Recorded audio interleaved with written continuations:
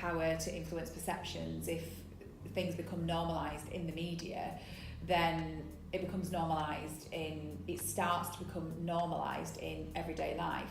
When it becomes normalised, you reduce that element of stigma and prejudice, and then that creates a more balanced and sort of harmonious society, or more understanding, more and less prejudice, less discrimination. And I suppose that's why it's important for me. I think it comes from that. But just about giving people a fair chance and not discriminating against people. That's what it comes from for me.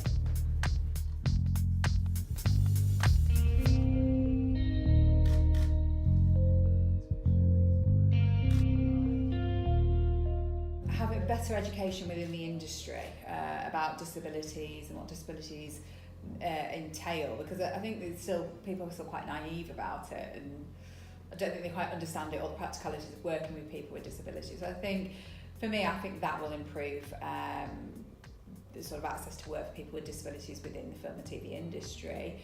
But I think it needs to start sort of in the early days, when they're working out the budgets, really. Like, do we have extra budget?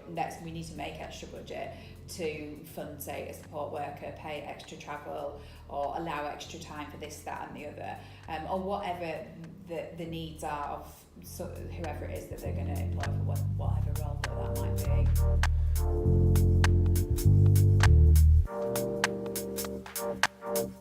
I think it comes back to my own upbringing of growing up with quite a severely disabled brother, and seeing the way that he was treated and we were treated as a family, and I suppose the stigma and prejudice that was around back then. I mean, what was different, there just wasn't the social support around for people with disabilities back then. It was a long time ago.